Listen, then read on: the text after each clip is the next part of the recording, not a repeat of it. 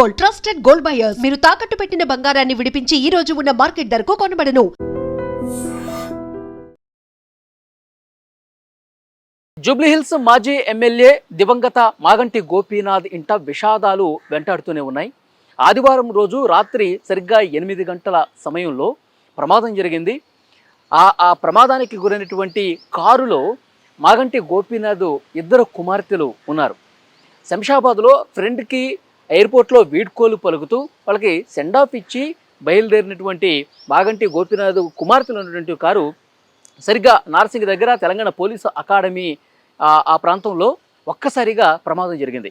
ముందుగా ఒక డీసీఎం వెళ్తుంది వెహికల్. ఆ డీసీఎం వెహికల్ ఈ ప్రమాదం ఏ విధంగా జరిగిందో ఒకసారి మీకు చెప్పే ప్రయత్నం చేస్తా. ఆ డీసీఎం వెహికల్ ఫాస్ట్గా వెళ్తుంది. దాని వెనకాలే వీళ్ళ ఫార్చునర్ కారు కూడా అంతే వేగంగా వస్తున్నటువంటి పరిస్థితి ఉంది. ఆ సమయంలో ఆ డీసీఎం వెహికల్కి సంబంధించినటువంటి ముందు టైర్ ఒక్కసారిగా ఊడిపోయి పక్కకు పడిపోయింది.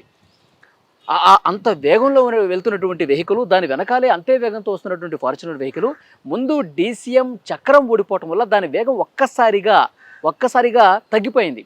అంత వేగం ఒక్కసారిగా తగ్గిపోవడం వల్ల వెనకాల ఉన్నటువంటి ఈ ఫార్చునర్ వెహికల్, వీళ్ళు మాగంటి గోపీనాథ్ కుమార్తెల నుండి ఆ ఫార్చునర్ వెహికల్ స్పీడ్ కంట్రోల్ కాక ముందు వెళ్తున్నటువంటి ఆ డీసీఎం ఒక్కసారిగా ఆగిపోవటం, వెనకాల వస్తున్నటువంటి ఈ ఫార్చునర్ వెహికల్ ఒక్కసారిగా చాలా బలంగా వేగంగా వచ్చి ఢీ కొట్టడంతో ఈ ఘోర ప్రమాదం జరిగింది. ఈ ప్రమాదంలో ఈ కారులో 4 ఉన్నారు. వీళ్ళ ఇద్దరు కుమార్తెలు, మాగంటి గోపీనాథ్కి సంబంధించినటువంటి ఇద్దరు కుమార్తెలు, అలాగే ఒక డ్రైవరు, ఇంకొక వ్యక్తి, మొత్తం 4 ఉన్నారు. ఈ 4లో ఇద్దరికి తీవ్రంగా గాయాలయ్యాయి. మాగంటి గోపీనాథ్ పెద్ద కుమార్తె అక్షర 23 సంవత్సరాలు, ఈమెకి తలకు బలమైనటువంటి గాయమైంది. చిన్న కుమార్తె దిశర ఏమి స్వల్ప గాయాలతో బయటపడ్డట్టుగా తెలుస్తుంది. దిశర ప్రస్తుతం కోలుకొని డిశ్చార్జ్ కూడా అయినట్టుగా తెలుస్తుంది. కానీ పెద్ద కుమార్తె అక్షర ఎవరైతే ఉన్నారో ఆమె తలకు బలమైన గాయం కావడంతో ఆమె పరిస్థితి విషమంగా ఉన్నట్టుగా తెలుస్తోంది. సో ప్రస్తుతం ఆసుపత్రుల్లో చికిత్స పొందుతూ ఉన్నారు. ఈ విషయం తెలిసిన వెంటనే మాజీ మంత్రి KTR, BRS working president KTR కూడా ఒకటా కుటుంబ సభ్యులతో మాట్లాడారు. వాళ్ళ కుటుంబ సభ్యుల్ని పరామర్శించారు. అలాగే ఈమెకి మెరుగైనటువంటి చికిత్స అందించే విధంగా డాక్టర్లతో కూడా మాట్లాడి ఆయన ఆ కుటుంబానికి పరామర్శించినటువంటి పరిస్థితి ఉంది. ప్రస్తుతం ఐసీయూలో చికిత్స పొందుతోంది మాగంటి గోపీనాథ్ పెద్ద కుమార్తె అక్షర. తలకి బలమైనటువంటి గాయం కావటం వల్ల ఆమె పరిస్థితి విషమంగా ఉంది. సో కోలుకుంటుందా లేదా మాగంటి గోపీనాథ్ అభిమానుల్లో కూడా తీవ్రమైనటువంటి ఆందోళన ఉన్నటువంటి పరిస్థితి ఉంది. ఎందుకంటే మాగంటి గోపీనాథ్ ఫ్యామిలీలో వరుసగా విషాదాలు, వరుసగా శోకాలు కనిపిస్తున్నటువంటి పరిస్థితి ఉంది. మనం చూసాం గత సంవత్సరం మాగంటి గోపీనాథ్ ఆయన జూబ్లీహిల్స్ ఎమ్మెల్యేగా ఉన్నటువంటి సమయంలోనే అకాల మరణం చెందారు. గుండెపోటుతో చనిపోయారు. పెద్ద విషాదం.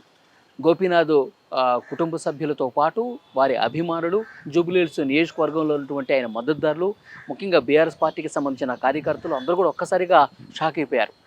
తర్వాత ఆ షాక్ నుంచి మెల్లమెల్లగా కోలుకుంటున్నటువంటి సమయంలో జూబ్లీహిల్స్ ఎలక్షన్స్ రావటం, ఎలక్షన్స్లో వారి సతీమణి నిలబడటం, ఆమె కూడా ఈ నియోజకవర్గంలో ఓటమి పాలు కావటం, ఆ ఎన్నికల సమయంలో కూడా కుటుంబంలో వచ్చినటువంటి ఈ గొడవలు.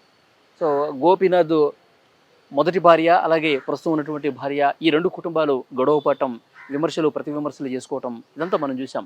ఇప్పుడు ఇదే ఫ్యామిలీలో మాగంటి గోపీనాథ్కి సంబంధించినటువంటి కుమార్తెలు ఇద్దరూ కూడా ప్రమాదానికి గురి కావటం, అందులో పెద్ద కుమార్తె పరిస్థితి విషమంగా ఉంది, ఏమీ చెప్పలేనటువంటి పరిస్థితి ఉంది అని చెప్పి సమాచారం రావడంతో మొత్తం కూడా అందరూ కూడా షాక్లో ఉన్నటువంటి పరిస్థితి ఉంది. ఆ దేవుడు ఎందుకు ఈ కుటుంబానికి ఇన్ని కష్టాలు తీసుకొచ్చాడు, ఎందుకు ఈ కుటుంబాన్ని ఇంత కష్టం వెంటాడుతోంది, ఇంత విషాదం వెంటాడుతుందో కూడా గోపీనాథ్ అభిమానుల్లో తీవ్రమైనటువంటి కలవరం కనిపిస్తోంది. ప్రస్తుతం మాజీ మంత్రి, బీఆర్ఎస్ వర్కింగ్ ప్రెసిడెంట్ కేటీఆర్ పరిస్థితి మొత్తం కూడా సమీక్షిస్తూ ఉన్నారు. గోపీనాథ్ కుమార్తె అక్షర ఆరోగ్య పరిస్థితిని ఎప్పటికప్పుడు డాక్టర్లతో మాట్లాడుతూ, కుటుంబ సభ్యులతో సమన్వయం చేసుకుంటూ ఆమెకు మరింత మెరుగైన వైద్యం అందించాలి. ఏదైనా అత్యాధునిక వైద్యం కావాల్సి వస్తే కనుక విదేశాలకు తరలించైనా సరే ఆమెను కాపాడుకునే ప్రయత్నం చాలా సీరియస్గా ఇటు పార్టీ నుంచి కూడా చేస్తున్నటువంటి పరిస్థితి కనిపిస్తోంది. కానీ చాలా దారుణమైనటువంటి పరిస్థితి. ఆ కుటుంబంలో వరుసగా ఈ విషాదాలు కనిపించడం అనేది చాలా బాధాకరమైనటువంటి విషయం. బీఆర్ఎస్ పార్టీకి సంబంధించినటువంటి కార్యకర్తలందరూ కూడా తీవ్రంగా శోకంలో ఉన్నటువంటి సిచ్యువేషన్ కనిపిస్తుంది ప్రస్తుతం. ఎందుకంటే ఆమెకి చిన్న వయసు, 23 సంవత్సరాల వయసు. ఈ వయసులోనే ఇంత ఘోర ప్రమాదానికి గురి కావటం, ప్రస్తుతం ఐసీయూలో తలకి బలమైనటువంటి గాయం కావడంతో ఐసీయూలో చికిత్స పొందటం, ఈ పరిస్థితి అంతా చూస్తే సో వారి తల్లి కావచ్చు, ఆ కుటుంబ సభ్యులే కాదు, మొత్తం వారితో అనుబంధం ఉన్న ప్రతి ఒక్కరూ కూడా చాలా బాధకి గురవుతున్నటువంటి పరిస్థితి. ఆమె వెంటనే మెరుగైన చికిత్స అందించి ఆమె వెంటనే కూడా కోలుకోవాలి, మళ్ళీ సాధారణ జీవితం గడపాలి అని చెప్పి ప్రతి ఒక్కరూ కూడా కోరుకుంటున్న పరిస్థితి. శంషాబాద్ ఎయిర్పోర్ట్లో ఫ్రెండ్స్కి బాయ్ చెప్పడానికి వెళ్ళి, ఫ్రెండ్స్కి సెండ్ ఆఫ్ చెప్పడానికి వెళ్ళి తిరుగు ప్రయాణం వస్తుండగా తెలంగాణ పోలీస్ అకాడమీ వద్ద నార్సింగ్ దగ్గర జరిగినటువంటి ఈ ప్రమాదం ఇంత ఘోరమైనటువంటి విషాదం ఆ కుటుంబంలో తీసుకొచ్చినటువంటి పరిస్థితి. సో ఆమె త్వరగా చికిత్స తీసుకొని ఆమె మళ్ళీ సంపూర్ణ ఆరోగ్యంగా రావాలని చెప్పి ప్రతి ఒక్కరూ కూడా కోరుకుంటున్నారు. అదేవిధంగా జరగాలని కోరుకుంటున్నారు.